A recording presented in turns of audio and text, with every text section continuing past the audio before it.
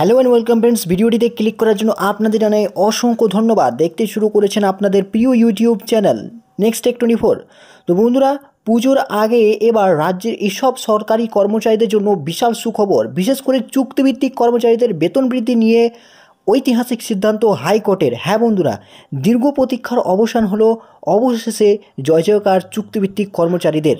হাইকোর্টের নির্দেশে এবার বাড়তে চলেছে এসব চুক্তিভিত্তিক কর্মচারীদের বেতন। হ্যাঁ বন্ধুরা, ঠিকই শুনেছেন। গত 2 থেকে 3 বছর ধরে শোনা যাচ্ছিল যে বেতন বৃদ্ধি হবে, তবে কবে বেতন বৃদ্ধি হবে এবং কোন কোন কর্মীদের বেতন বৃদ্ধি হবে তা কিন্তু বোঝাই যাচ্ছিল না। এই নিয়ে আমরা গত কয়েকদিন আগেই ভিডিও তৈরি করেছিলাম, তবে সেই ভিডিওটিতে অনেকেই বলেছিলেন যে ফেক ভিডিও। অবশেষে আমাদের খবরে সিলমোহর পড়ল, এবার কিন্তু অবশেষে বেতন বৃদ্ধির নির্দেশ।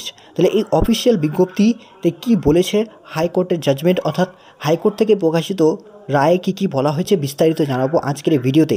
এবং শীঘ্রই পুজোর আগেই কিন্তু এই সব কর্মীদের বেতন দিতে হচ্ছে। অর্থাৎ অলরেডি আপনারা জানেন যে পুজো চলে এসেছে, মহালয়া অলরেডি হয়ে গেছে এবং এর মধ্যেই কিন্তু এবার সুখবর। তো চলুন দেরি না করে দেখে নেব এসব কর্মচারীদের বেতন বৃদ্ধি হয়েছে, কত টাকা হয়েছে, কবে থেকে কার্যকর হচ্ছে, বিস্তারিত তথ্য। তো যেমনটা আপনারা জানেন যে গত 2022 সালে 23 সালে শেষ বেতন বৃদ্ধি করা হয়েছিল চুক্তিভিত্তিক কর্মচারীদের, এবং লোকসভা ভোটের আগে 500 টাকা এবং 750 টাকা করে বেতন বৃদ্ধি করা হয়েছিল অঙ্গনওয়াড়ি হেল্পার এবং ওয়ার্কারদের 750 এবং 500 টাকা। এছাড়া ভিআরপি কর্মীদের 500 টাকা এবং অন্যান্য কর্মীদের জন্য 450 বা 500 টাকার মতো বৃদ্ধি করা হয়েছিল। তাছাড়া লকডাউনের আগে অর্থাৎ 2020 সালে শেষ বেতন বৃদ্ধি করা হয়েছিল প্রাণী মিত্র বন্ধুদের, তাদের বেতন বৃদ্ধি করা হয়েছিল আপনার প্রায় 1,500 টাকার মতো। অর্থাৎ তাদের 1,500 টাকা দিলে এবং 1,500 দিয়ে 3,000 টাকা পর্যন্ত বেতন বৃদ্ধি করা হয়েছিল। তো এই ছিল বেতন বৃদ্ধির একটা ডেটা। তো সেই হিসেব অনুযায়ী এবার দীর্ঘ 3 বছর পর এসব কর্মচারীদের বেতন বৃদ্ধি হচ্ছে এবং দীর্ঘ লড়াইয়ের পর অবশেষে তাদের সুখবর। তো চলুন দেখে নিচ্ছি। দেখুন, খবরটি একেবারেই লেটেস্ট। দেখুন, পুজোর আগেই হাজার হাজার চুক্তিভিত্তিক কর্মীর মুখে হাসি ফুসল। তারপরে দেখো, কলকাতা হাইকোর্টে এক ঐতিহাসিক রায়ে জানিয়ে দিয়েছে যে 2010 সালের 1 এপ্রিলের পর নিযুক্ত সমস্ত কর্মীর বেতন নতুন বেতনক্রম অনুযায়ী বৃদ্ধি করতে হবে। খুবই ভালো সিদ্ধান্ত নিয়েছে। অর্থাৎ 2010 সালে যেসব কর্মচারীরা এপ্রিলের পর নিযুক্ত হয়েছিল সেসব চুক্তিভিত্তিক কর্মীদের নতুন বেতনক্রম অনুযায়ী তাদের বেতন বৃদ্ধি করতে হবে, এমনটাই নির্দেশ দিয়েছে কলকাতা হাইকোর্ট। এই নির্দেশের ফলে রাজ্যের বিভিন্ন সরকারি দপ্তরে কর্মরত হাজার হাজার চুক্তিভিত্তিক কর্মচারীরা উপকৃত হবেন। বোঝা গেল?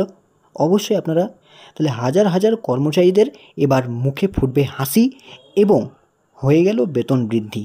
পুজোর ঠিক আগে বলতে আপনারা অলরেডি দেখছেন, এখন পুজো অলরেডি চলে এসেছে এবং এই ঘোষণা ইতিমধ্যেই কিন্তু গতকাল করা হয়েছে এবং সেই হিসাব অনুযায়ী পরে দেখুন কি বলা হয়েছে। দেখুন, মঙ্গলবার বিচারপতি সুজয় পাল ও বিচারপতি স্মিতা দাসের ডিভিশন বেঞ্চ এই রায় ঘোষণা করেছে। আদালত জানিয়েছে, চুক্তির ভিত্তিতে নিয়োগ হলেও সরকারি কর্মীদের মধ্যে বেতনের বৈষম্য করা যাবে না। একদম বিরাট সিদ্ধান্ত নেওয়া হয়েছে। অর্থাৎ বেতনের মধ্যে কোনো বৈষম্য করা যাবে না।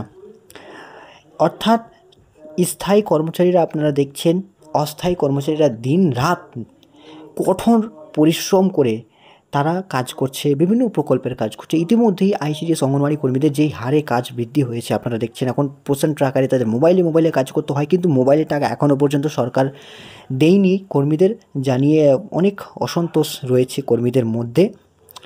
অর্থাৎ এই যে একটা বেতনের যে একটা পার্থক্য রয়েছে, সেই বেতনের পার্থক্য যেন না হয় সেই বিষয়টাও লক্ষ্য করছেন বিচারপতি।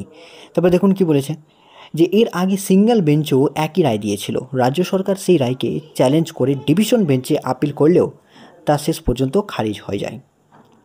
তারপরে দেখুন, আন্দোলনের দীর্ঘপথ। 2011 সালে রাজ্যের একটি বিজ্ঞপ্তি জারি করে জানিয়েছিল রাজ্য সরকার যে যেসব চুক্তিভিত্তিক কর্মী চাকরিতে 10 বছর পূরণ করবেন তাদের বেতন বৃদ্ধি করা হবে। তবে এই বিজ্ঞপ্তিতে এও বলা হয়েছিল যে 2010 সালের 1 এপ্রিলের পর নিযুক্ত কর্মীরা এই সুবিধার আওতায় আসবেন না।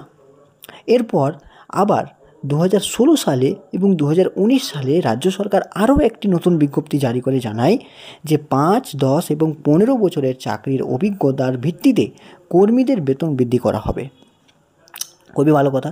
অর্থাৎ অভিজ্ঞতার ভিত্তিতে যে বেতন বৃদ্ধির কথা বলা হয়েছিল, যেমনটা আপনারা জানেন যে মুর্শিদাবাদের প্রশাসনিক বৈঠক থেকে প্রায় 2020 সালে বিধানসভা নির্বাচনের সম্মুখে প্রচার করতে গিয়ে মুখ্যমন্ত্রী স্বয়ং নিজের মুখে ঘোষণা করেছিলেন যে চুক্তিভিত্তিক কর্মচারীদের আমি দেখছি, সেসব কর্মচারীদের ধীরে ধীরে বেতন বৃদ্ধি করা হবে, মাসিক তাদের বেতন বৃদ্ধি অনেকটাই বাড়বে এবং বছরের আনুপাতিক হারে তাদের বেতন বাড়বে।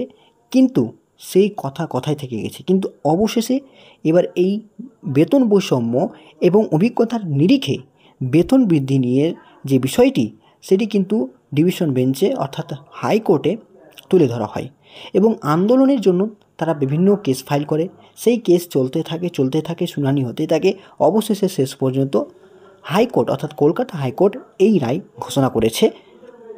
দেখো তারপরে কি বলা হয়েছে, কিন্তু 2010 সালের পর চাকরিতে যোগ দেওয়া কর্মীরা এই সুবিধা থেকে বঞ্চিত হচ্ছিলেন এবং তারা দাবি করে যে তারা 5 থেকে 10 বছর চাকরি করছেন, তারাও অর্থাৎ নতুন নিয়ম অনুযায়ী তাদেরও বেতন বাড়ানো হোক, এমনটাই অভিযোগ হাইকোর্টের। তারপরে দেখো এই দাবি নিয়ে তারা আন্দোলনে অর্থাৎ আদালতে দ্বারস্থ হন।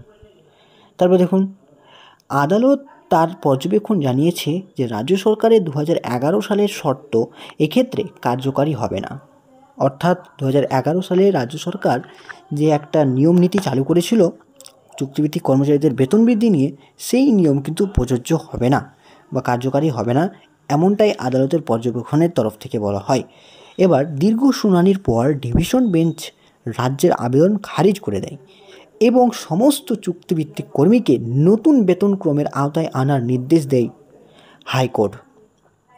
অর্থাৎ বলাই যেতে পারে এবার কিন্তু হাইকোর্ট নড়ে চড়ে বসেছে এবং রাজ্য সরকারের সমস্ত আবেদনকে খারিজ করে দিয়ে এমনটাই সিদ্ধান্ত ঘোষণা কলকাতা হাইকোর্টের। অবশ্যই ঐতিহাসিক সিদ্ধান্ত বলাই যেতে পারে।